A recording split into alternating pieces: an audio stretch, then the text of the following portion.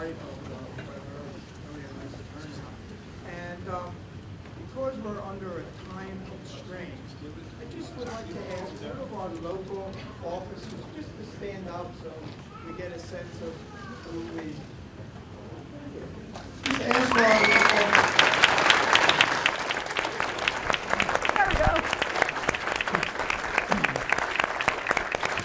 And we're not all from Pennsylvania. We have people from New Jersey. And we also have members of all of our divisions, from K to 12, higher ed, our nurses, our paraprofessionals. We're well represented this afternoon. So again, I want to thank you for coming to visit with us. From Abraham Lincoln High School. Oh, students from our local high school. Welcome. As a member of the AFT Executive Council, we recently adopted a process. And the process is that we wanted to give all of our members an opportunity to meet with all of the candidates, most of the candidates, I'm sorry, I have to correct myself, and give our members an opportunity to speak to the candidates. This process is ongoing. It's taking place all over the country. And so today, we're hoping that you will have an opportunity to ask questions so that Senator Warren will know what your issues are, what your concerns are. And that's the end of my formal presentation. If my wife were here now, she would be in the back of the room and she'd blow me a kiss. And I thought, oh, she's terrific. And I always thought that, keep it short, sweetie, is really what she was saying. So on her memory, I will cut it short. So I have one more function to perform. And again, I am going to be brief because I could talk forever about my dear friend and our friend, Randy Weingarten. I have known Randy for a few years, just a few. She is one of the most amazing people that I have ever met in my life. And I'm not just talking hyperbole. I know her schedule. I know what she does. I know about her 2 o'clock in the morning phone calls with one of my best friends. I know that she's back on the phone at 4, 5 o'clock in the morning. And one day, she's in Philadelphia, she's in Washington, and I don't know her schedule right now, but wouldn't surprise me that I read an email that tomorrow she's in California, the next day in Texas. Unbelievable. But more importantly, an advocate. An advocate not just for our members, and that's a tough enough job, but she's an advocate for the folks that we serve, our clients, our patients, and our students. And so, because of a tight schedule, I have to cut this introduction short. Our dear friend and our president, Randy Weingarten.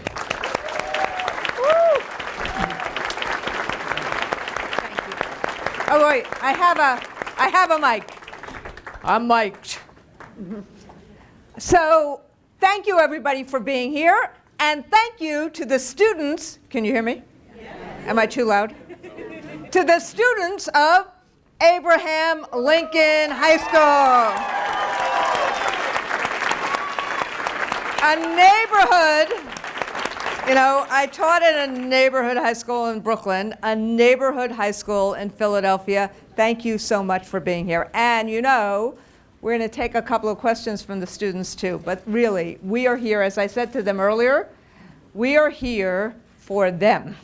And so thank you for being here to actually engage in the whole political process. We're really, really, really proud of you.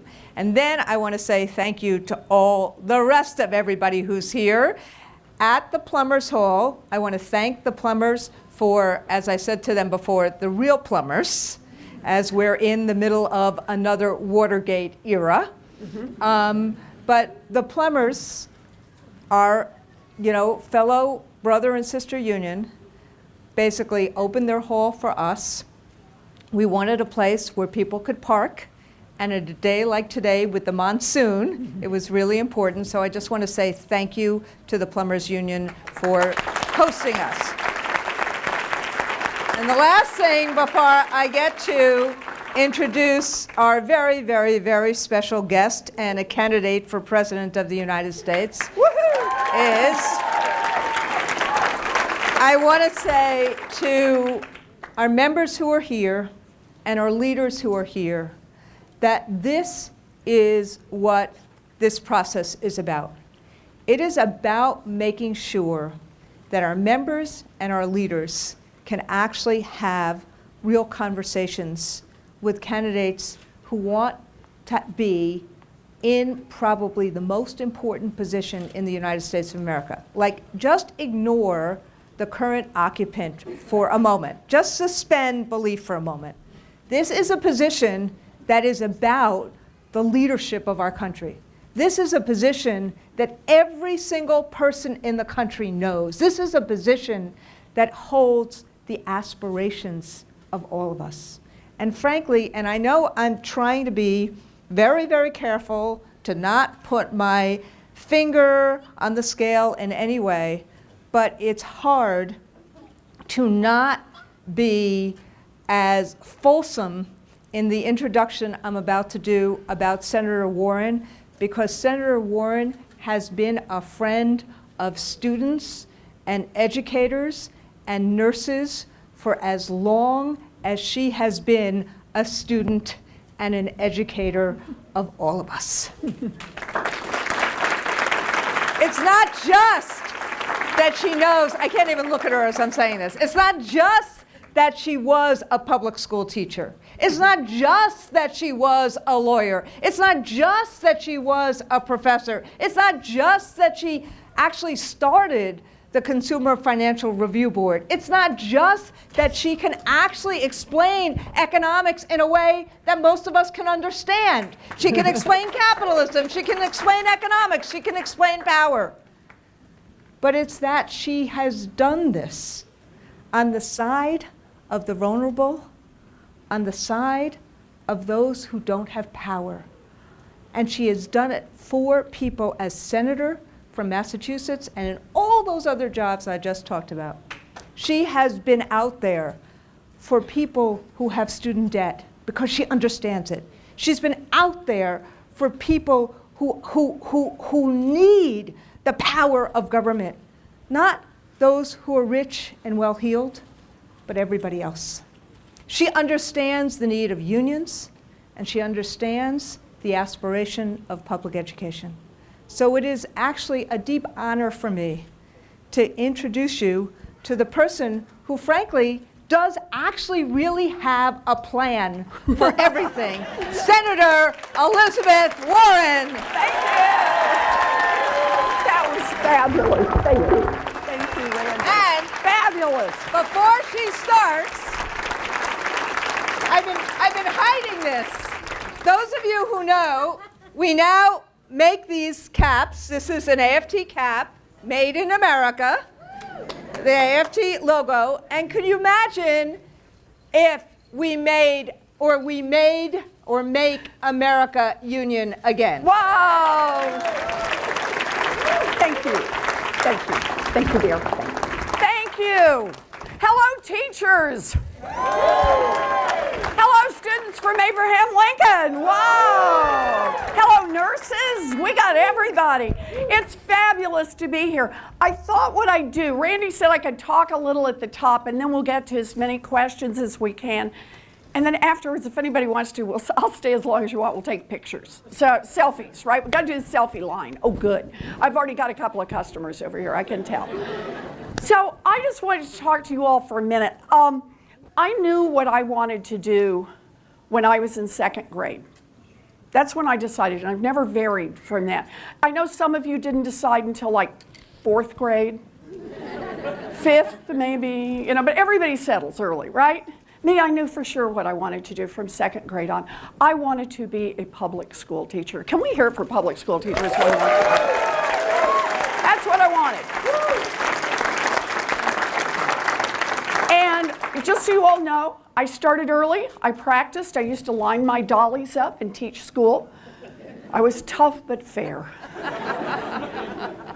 And by the time I graduated from high school, my family didn't have the money for a college application, much less to send me off for 4 years of college. I grew up in a paycheck-to-paycheck family when a paycheck was coming in. And when it wasn't, we lost our family station wagon. We came inches away from losing our home. All three of my older brothers went off and joined the military. That was kind of their chance to do something. But me, I had this dream. I wanted to be a public school teacher. And so, like a lot of Americans, I have a story that kind of twists and turns. It doesn't take a straight line. So here's how my story goes. I got a scholarship to college. Yay! It's true. We like scholarships, right? Then at 19, I fell in love. Yay! Ooh, and got married to the first husband. Yeah. Dropped out of school. Oh. And got a full-time job answering phones, which was going to be a good life. And the one I'd chosen, but not the dream. And then I found it. About 45 minutes away from where we were living, there was a commuter college that cost $50 a semester. And for a price I could pay for on a part-time waitressing job, I had a chance to get a 4-year diploma. That was my chance. I hung on for dear life. I finished my degree and I became a special needs teacher. I have lived my dream. There it is. And I don't know, do we have any special needs teachers in here? Do we have any? We got a few. There we go. A few more over here. I think you'll back me up on this. Special needs teacher, this is not a job, it's a calling. And I loved it. And I would probably still be doing it today. But back in the day, pre-unions, the principal, by the time we got to the end of the first year, I was visibly pregnant. And the principal did what principals did in those days. They wished you luck, showed you the door, and hired someone else for the job. And there went my dream. So I'm home, I got a baby, and can't get a job, don't know what I can do, and I make this crazy decision to go to law school. Now, the law school I find is $450 a semester. Public law school, Rutgers, the State University of New Jersey. And baby on hip, I head off to Rutgers, spend 3 years in law school, love it. Graduate from law school, visibly pregnant, you will detect a pattern here. And practice law for 45 minutes, and then went back to my first love, teaching. I traded short people for tall people and spent decades as a college professor. Now, I've taught money from the beginning. It's what I've always worked on. Contract law, commercial law, corporate finance, economics, bankruptcy law, all the parts around money. But there's been one central question that has always been at the heart of my work, and that is, what's happening to working families in America? Why is America's middle class being hollowed out? Why is opportunity shrinking in this country? Why is it that for people who work every bit as hard as those a generation earlier, that the road is getting steeper and rockier, and for people of color, even steeper and even rockier? That's been my work. And the answer is about a government in Washington that makes decisions to favor the rich and powerful over everyone else. A government that right now, and understand this has been going on for a long time, works great for giant drug companies, just not for people trying to get a prescription filled. Works great for big financial institutions, just not for people trying to make it payday to payday without getting ripped off. Works great for big oil companies that want to drill everywhere, just not for people who see climate change bearing down upon us. And when we see a government that works great for those with money and not really for anyone else, that is corruption, pure and simple, and we need to call it out.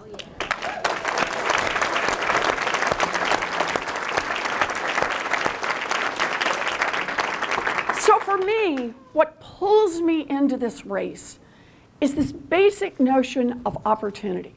What kind of an America we are. It's a values question. What do we value most? And what I value most is what I live. Giving people a chance, just a chance, just that real chance to get in the door and do what you want to do with your life. Teachers understand this. We invest in the future. So in an America where opportunity seems to be narrowing, where chances are shrinking up, where the odds when I was growing up that you would do better than your parents was better than 90% and today is less than 50-50. In that America, we need to make not some nibbles around the edge, not like one statute over here and a regulation over there and a little piece. What we need is big structural change in this country. That's why I'm here.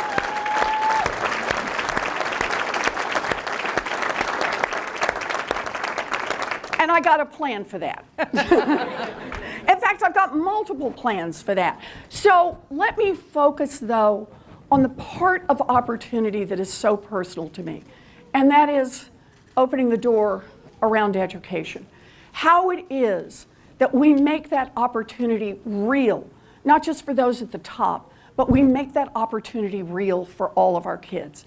And I want to give you, I know this is a lot in a short period of time, but I want to name for you 5 plans around this that are important. And the first one is I will name, as President of the United States, a Secretary of Education who has been a public school teacher. Yep.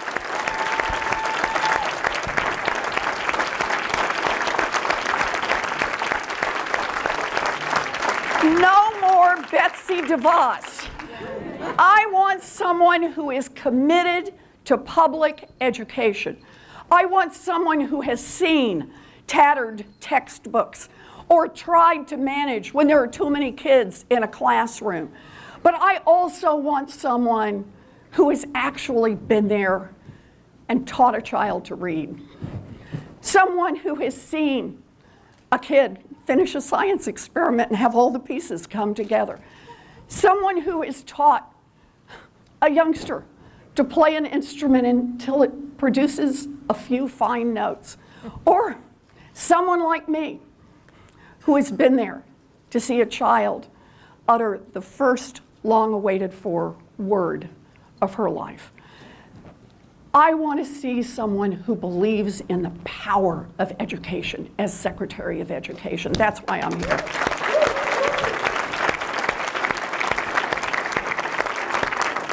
Okay, there's one.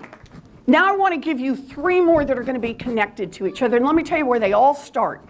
They all start with we need a wealth tax in America. Yep. So here's the plan on this. For the giant estates in this country, $50 million or more, for the 50 millionth and first dollar in those estates, they got to pitch 2 cents back in. And for every dollar, that's all it is. It's a 2-cent plan. Okay, this is just so everybody understands, the top 1/10 of 1%, 75,000 families in America, they pitch in 2 cents on every dollar of their wealth after $50 million. And just so everybody understands this, anybody in here own a home or live in a family that owns a home, right? You've been paying a wealth tax. It's just called a property tax. All I'm asking for here is you've been paying it on your biggest asset. How about for the ultra-zillionaires? We include in their property tax the diamonds, the Rembrandts, and the yachts, right? Just kind of want to include that whole thing and say, let's do 2 cents on all the property wherever it's held. And understand, This is not to be punitive. It's to say, you built a great business, you had this great idea, you put a lot of work in, or you inherited well. But one way or the other, you now have one of the great fortunes. Good for you. But keep in mind, when you built that fortune, I guarantee you built it in part with workers all of us help pay to educate, right? You built it in part getting your goods to market on roads and bridges, all of us help pay to build. You built it in part protected by police and firefighters that all of us paid the salaries for. And so all we're saying is, you make it super duper big, 2 cents back in, so everybody else gets a chance to make it in this country. That's the idea.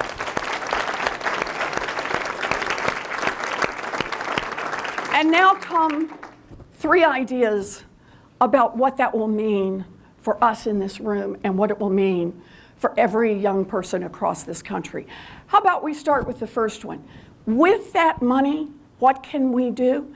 We can provide universal child care and universal pre-K for every one of our 0 to 5-year-olds in this country. Think about that. Second thing we can do, we can raise the wages of every preschool teacher and every child care worker to the professional level that they deserve. That's what we can do with 2 cents. Oh, and one more thing about what we can do with 2 cents. 2 cents. We can make every public technical school 2-year college and 4-year college tuition and fee-free for every one of our kids. Think about that. You in on that?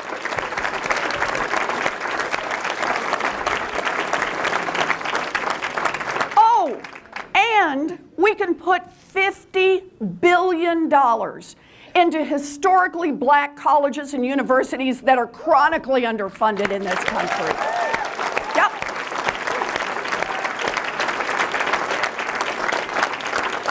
Okay, I got one more on it, what we can do. This is all cumulative for 2 cents. We can do all of this.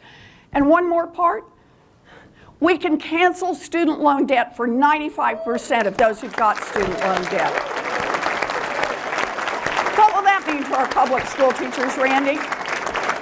Whew. So, we've got, think about this, Secretary of Education, we've got some economic plans around this, and one more thing. As President of the United States that I commit to, we will strengthen the hand of unions. Unions built America's middle class. Unions will rebuild America's middle class. Yep.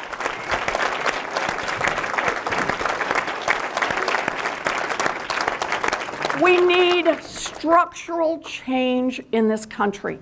The kind of structures that give us opportunities going forward. So for me, that's what this is all about. I am like the most unlikely person ever to run for president. Never thought I would do this. But you know, there comes a time when the fight comes to your front door and you see what it's about and you say there's no more standing on the sidelines in this.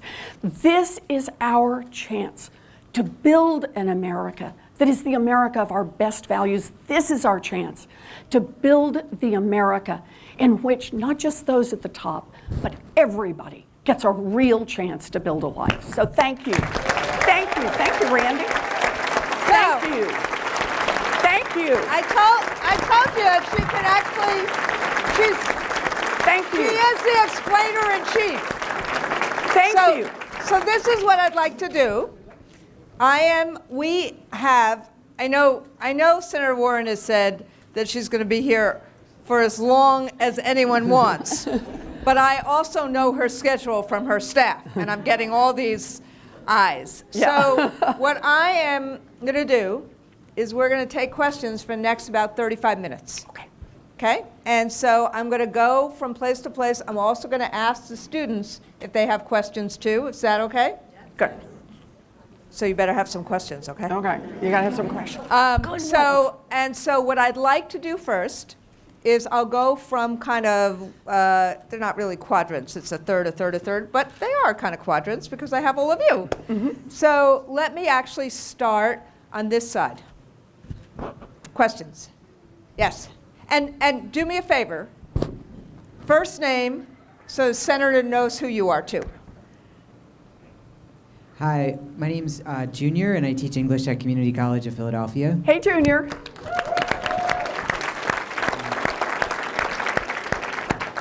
So my question you, I think, started to address when you talked about canceling 95% of student Yes. loan debt. At Community College of Philadelphia, many of our faculty and staff are burdened with extreme amounts of student loan debt, Yep. either from paying for their own education or for contributing to their children's education. And I don't know if people are aware, but that every year, the same number of people who graduate from Community College of Philadelphia also default, the same number default on student loan debt of our former students. So, you know, however many graduates we're putting out, that many people are defaulting on their student loan debt. And so I wanted to hear a little bit more about your plan to address student loan debt and to make higher ed accessible, as well as kind of your vision for the purpose and goal of community colleges, given that we're in a city right now that sees our college as a source for workforce development that doesn't necessarily lead our graduates to living wage jobs. Good.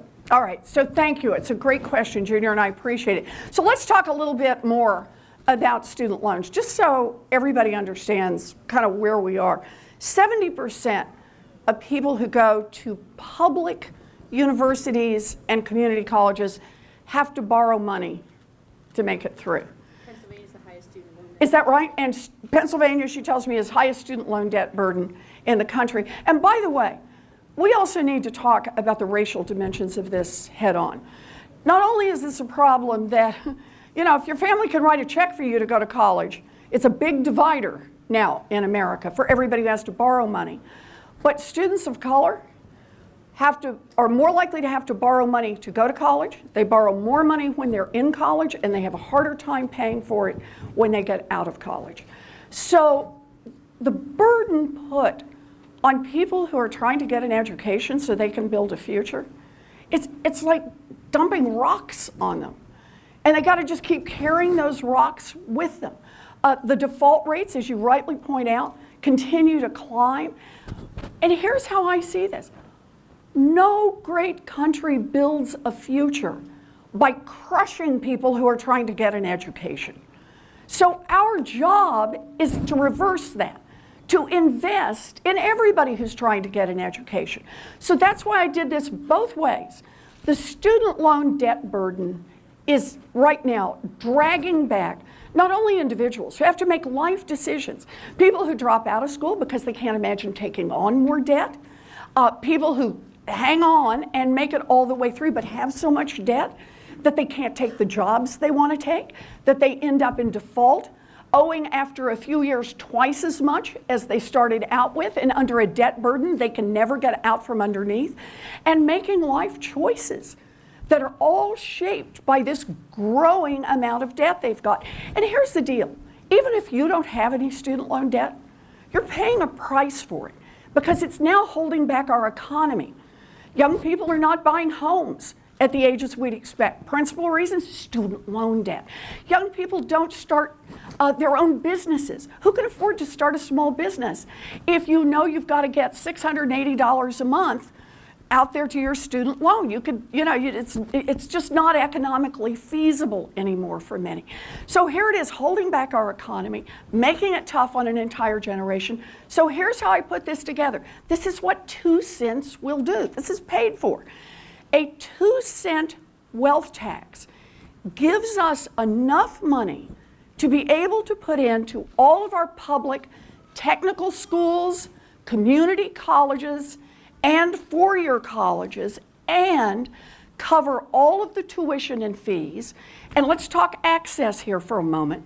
Also in my plan is to double the Pell grants so that students who come from the poorest backgrounds actually will have the money to cover commuting expenses, will have the money to be able to go off to college within the state somewhere else, will have the money if they need it to cover the expenses, books, so they can actually see themselves going to school, and to make that happen debt-free. So it's to get you through school without having to take on debt, but we've got to deal with the 45 million people out there who already have this debt.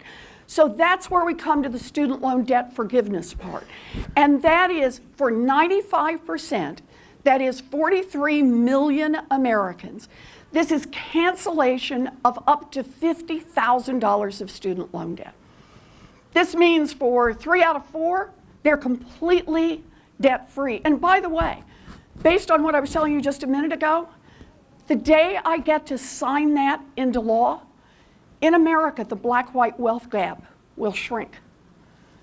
Because millions of people across this country will be able to right themselves economically and get rid of this huge debt burden. This is an enormous, not just stimulus to our economy, but a statement of values about who we are. So for me, this is the heart of it. This is the heart of one of the core changes we need to make in this economy. And then part of it is exactly as you say, it's there in the tuition dollars. We're going to be there for the public technical schools. It's a lot of good work that's done there. We're going to be there for the 2-year colleges, for the community colleges, and for the public universities for 4 years. And as I just want to throw in one more time for the HBCUs. Here's a little side pitch on the historically black colleges and universities. Over a century ago in America, we started putting a lot of public dollars into public colleges and universities, building them around the country, giving them land, giving them lots of resources, but also cutting out students of color and saying public dollars go in, but students of color were not welcome at all of those. So the African American community responded, the African American churches responded by saying, we're going to build our own network of colleges, historically black colleges and universities. And they put money in, charitable money, to try to build those colleges, but they have always been behind the curve in terms of the funding. So they've always had to do more with less. So another part of this is to say head on, we have a problem in education, and part of it has been that we have not given equal resources and equal opportunity to students of color, and here is one way to attack that directly. No more fooling around about it. So, okay, that's the idea. Go ahead, Randy. Thomas. Hi, Thomas. Wait. Thomas, you're going to get a microphone. So you don't have to use what we call our teacher voice. Yes. Hi, Senator Warren. My name is Thomas B. I was wondering, what is your plan on dealing with the biggest polluting companies in the world that are creating climate change? Okay, so it's a great question around climate change. Let me start this way. Go back to the early 1990s and take a look at what was happening in America. The science is getting better. I think I have some of my environmental scientists here from Rutgers and other places. Yes, we'll see if this works, okay? Science is getting better, and you're starting to see the pieces around, something called global warming. People were starting to talk about climate change over time. Didn't have all the pieces yet, but enough that lights were starting to flash, saying there's a problem. And here's the thing. Republicans and Democrats were working together. You go back and look at the congressional record on this. Why? Because nobody wanted to see a climate catastrophe bear down upon us. So they're working together. The Koch brothers then arrive on the scene. Some of you have heard of the Koch brothers? Yes, yes, I think you've had some run-ins with them, right? Yes. So the Koch brothers, who get their money from fossil fuels, that's their principle. Now they've diversified, but that's their principle. And the Koch brothers arrive on the scene, and by the way, along with the oil companies, along with some other giant polluters, and they say, whoa, if Congress gets serious about this climate change business, that's going to hurt our business model. That's going to cost us real money. So we need to think about change. So what did they think? They said they could invest in carbon capture, so you don't continue to put this stuff in the air. You spend money instead to keep it out of the air, to keep it out of the water, right? Nah. No, they decide not to do that. They said, well, we could invest in, we'll just leave it all in the ground, right? And instead invest in renewable and clean it. No. Instead, they invested in politicians. Think about that. They invested in Washington. And how did they go about it? They got a bunch of folks to come in and raise doubts about the science. The deniers, who made a fortune putting out so-called studies, right, to say, well, maybe, I don't know, the dinosaurs liked it, there were good things, right? Now, why would they do that? They didn't do it because they were thinking, gosh, I really don't understand the science. That's not what it was about. It was about creating the umbrella that politicians could hide under and still take money from the oil industry, from the Koch brothers, and have complete deniability. You want to understand why we're in a climate crisis today? It's 25 years of corruption in Washington that has brought us here. So short version, go back against that. Yes. Hi.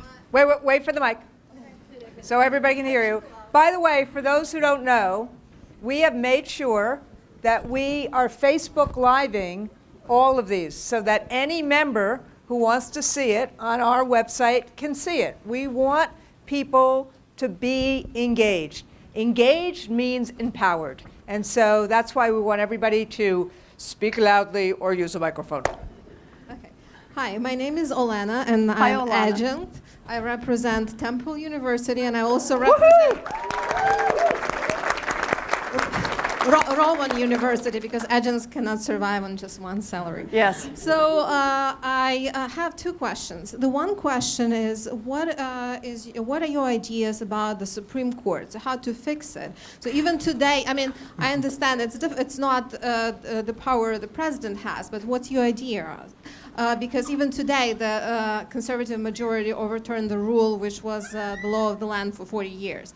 So, and my second question is, I'm Ukrainian, and Russia is killing my people every day. So, and also the country which interfered in your election, it's what's your idea? So how will you act as a president with the countries which really are not democratic, autocrats, and actually start war against their neighbors? Okay. Thank you. All right. So good questions all around. You want to do Ukraine first? Tell me what you want to do first. Okay. All right. So on Ukraine, let me see if I can do all of foreign policy in a couple of hundred words. But here's how it starts, because I think this is important. America cannot conduct successful foreign policy by tweet.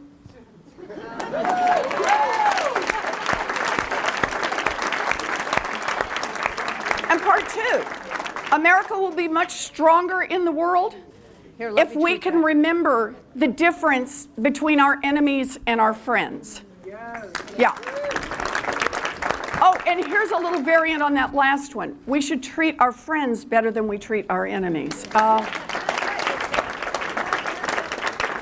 And it's relevant exactly to this point, because we have a problem around the world, and that is, over the last couple of years in particular, America has isolated itself.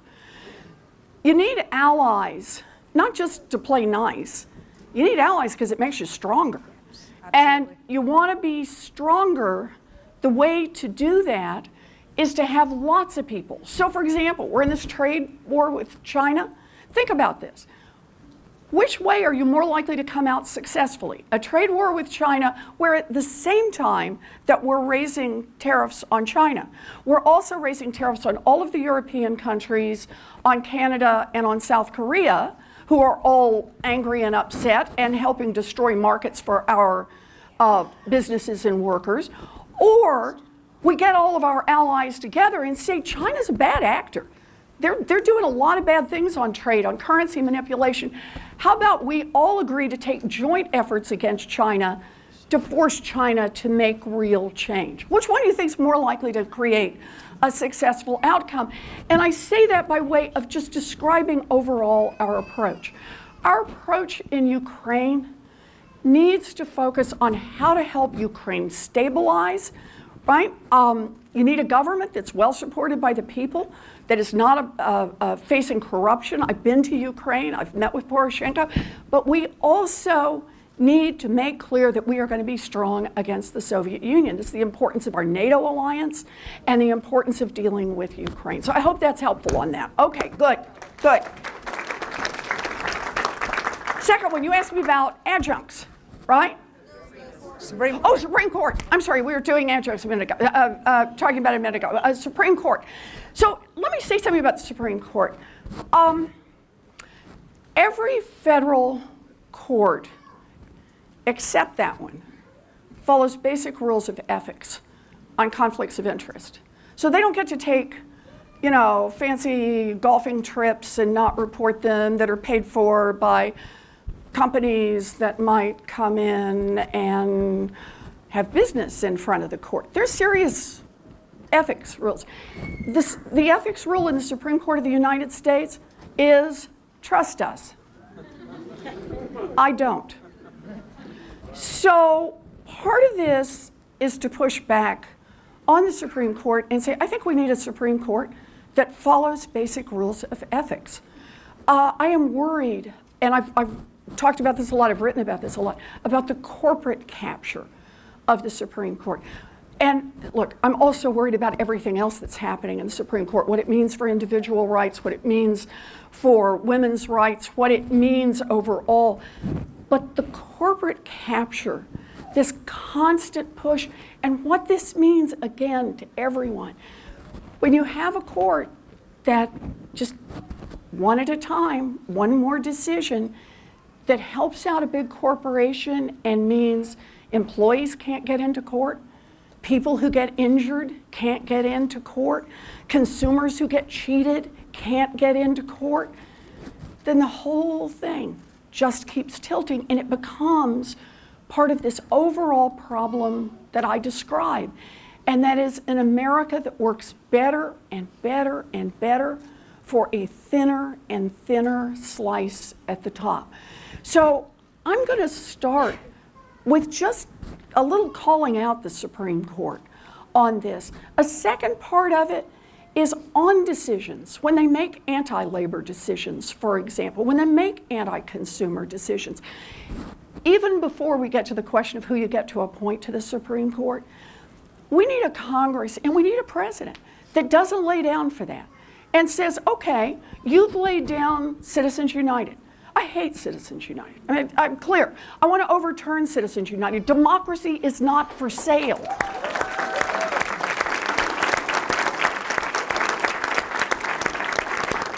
But understand it this way. Even in a world where there's Citizens United, there are a good 9 different things we could do to help reduce the influence of money in politics. So we need to be willing to fight and to push back right up to the edges of what we can do. And then give me a chance. I'll give you some better Supreme Court justices. How about that? Thank you. So, It's a good one.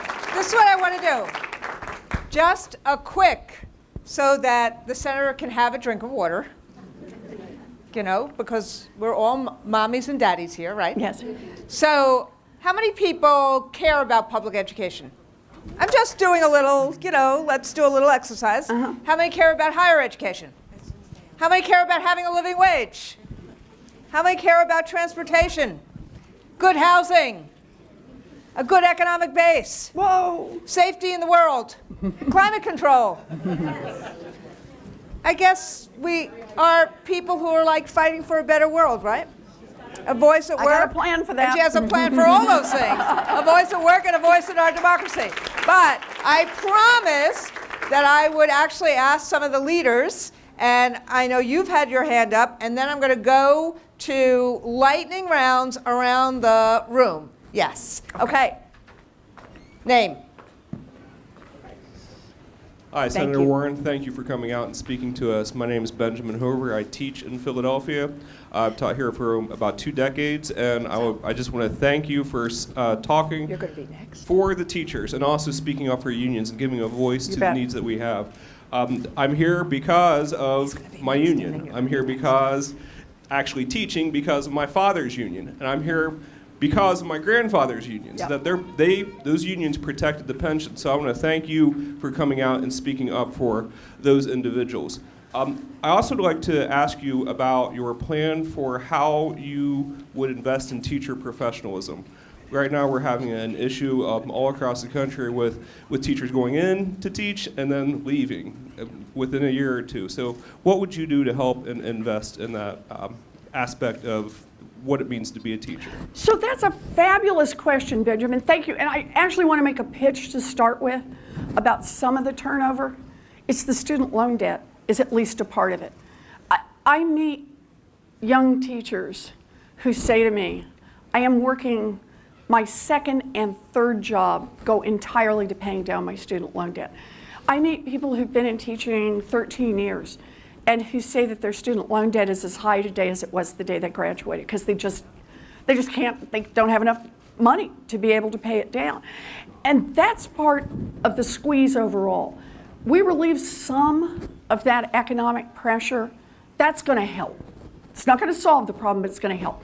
Second part is in our reauthorization, the latest reauthorization that we did as we got rid of No Child Left Behind. A piece of this was where federal money goes. And one of the pieces I fought hard to make sure stayed in there was money that goes into teacher education programs, in effect, the continuing education of teachers. Now, here's the trick. That only happens if you have a Department of Education that actually polices that.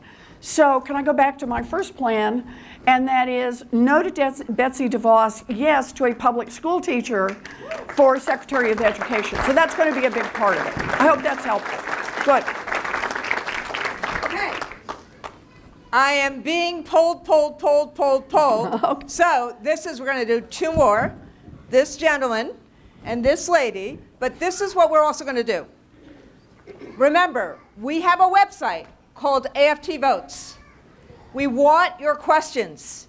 If there's been an area of questions that hasn't been answered, put it on the website. We'll get you the answers. And I suspect that Senator Warren actually has a plan for it. Okay. So, Senator Warren, I just want to say on behalf of everyone, thank you so much for being here. We really appreciate you. Thank you. My name is Thurston Moon. The Moon is from my Native American heritage. Yes, good to see you. Hello, Thurston. So all my life, ever since I registered to vote the day I turned 18, I skipped school to go get registered to vote. I've considered myself an independent, though I have never voted for a Republican for a nationally held office. You're my kind of independent. Thurston, we can do business here.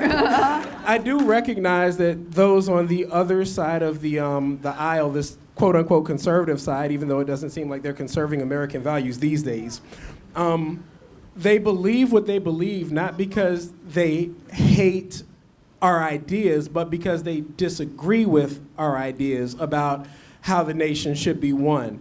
And as we've seen in recent elections, it's important to be able to convince some of them that what you have in mind is more common sense and going to be more beneficial to us than some of those other things. So my question to you is, how are you going to bridge that gap and get some of them on your side? Oh, I got a plan for that. But here's the point, because here's the interesting part about this, Thurston. If I can get in the front door and talk to people, the things I'm talking about, it's not just Democrats who agree. When I talk about corruption in this country, I talk about the fact that this economy is working for a really thin slice at the top and not working for pretty much everybody else. They get that. They get it whether you're Democrat, a Republican, or an independent. So, and I actually back that up with some data. Go take a look at the response to the student loan debt cancellation paid for by a wealth tax. And the answer is roughly about 2 out of every 3 Americans say, let's do that. And that includes Democrats and Republicans.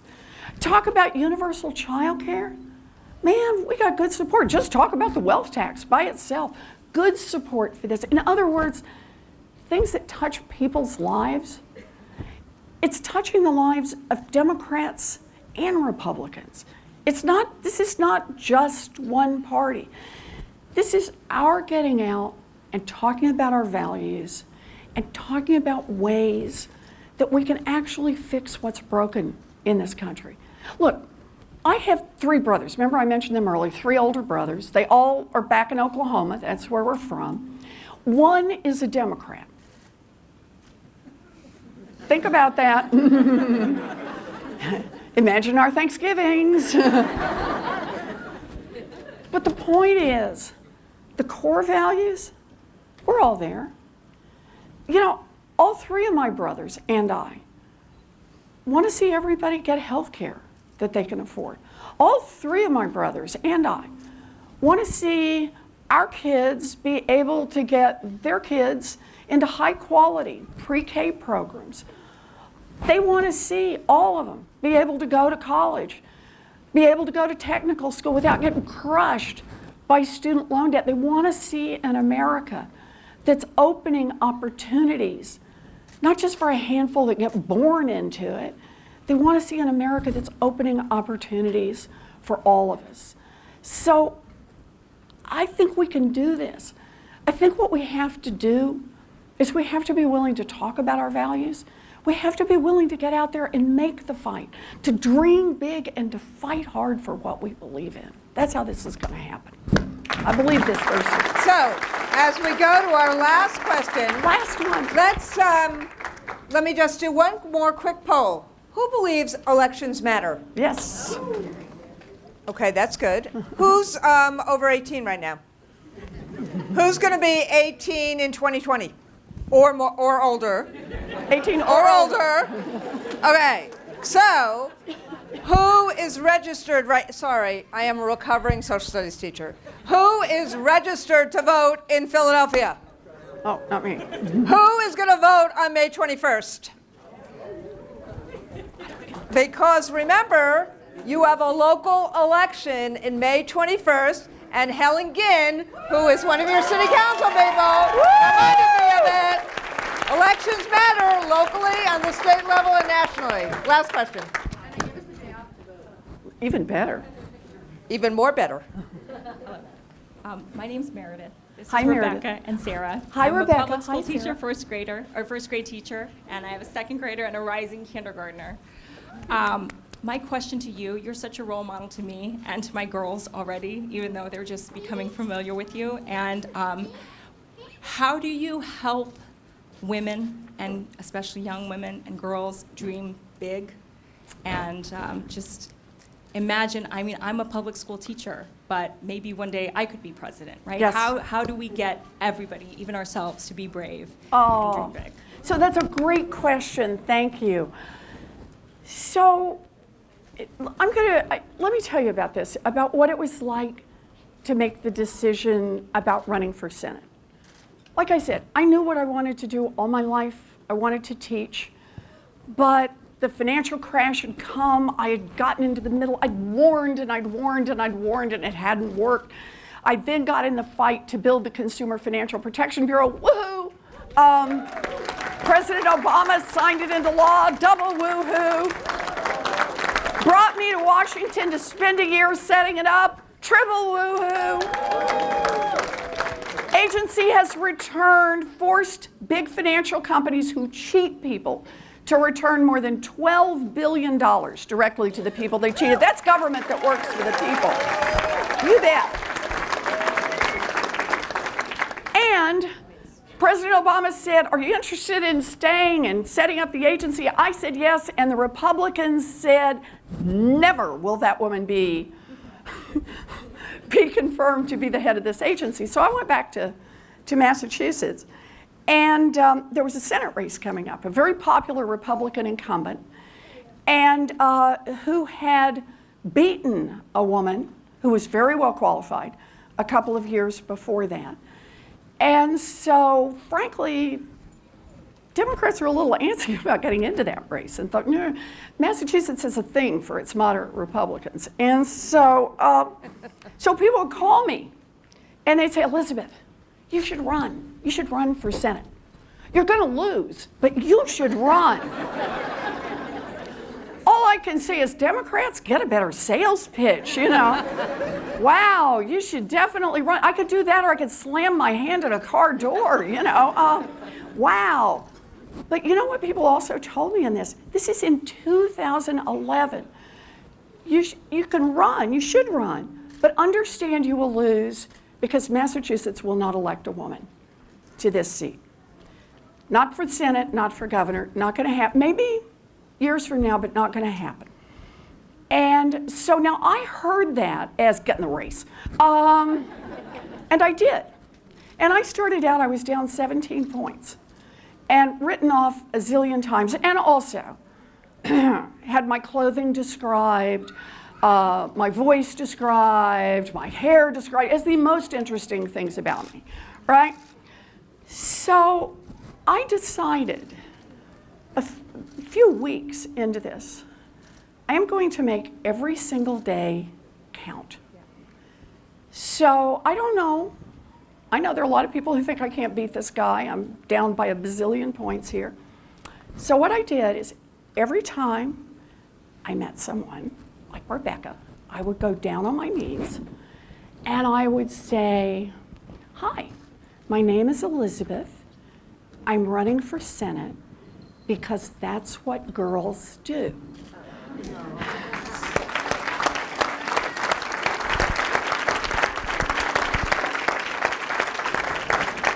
And then we would pinky swear to remember. And here's the thing. We started doing that. And my job was to be strong for little girls. But the funny part is, when you're strong for little girls, you get stronger for yourself. When the fight isn't about me, it's about your daughters. It's about our sons. It's about our children. It's about the world they're going to grow up in. In fact, let me just pull this together here at the end, if I can, Randy, by saying this. You know, when I first got out running for president, and I changed my line, I'm running for president, because that's what girls do. When I first did this, and I was out, and I talked about a whole bunch of big plans, and I went back to the Senate, and people said to me, a couple of people came up and said, I saw that you were out, I saw you were talking about student loan debt, and that you're talking about climate change, and you're talking about, goodness sakes, Glass-Steagall and banks. You know, Elizabeth, you're asking for too much. The change is too big. You want too much. And you can't do that. You have to, you know, just narrow it up, ask for less, look for some compromise places where you might be able to succeed, smile more. It's too hard to talk about attacking corruption and changing structure in our economy and protecting our democracy and fighting for a world where girls and boys get real opportunities. That's just too hard. You can't do all of that. And I thought about, what do you think people said to the abolitionists? Too hard. You're not going to change America. That's too hard. What do you think they said to the suffragettes? Whew, too hard, back up. This is not going to happen. What did they say to the early labor organizers? Too hard. You can't do this. And what did they say to the foot soldiers in the civil rights movement? Too hard, give up now. And to the LGBTQ activists who wanted to see equal marriage, whoa, too hard, quit now. But they didn't quit. They got organized, they built a grassroots movement, and they changed the course of American history. We have a chance to do that in 2020. We have a chance to put a public school teacher in the White House.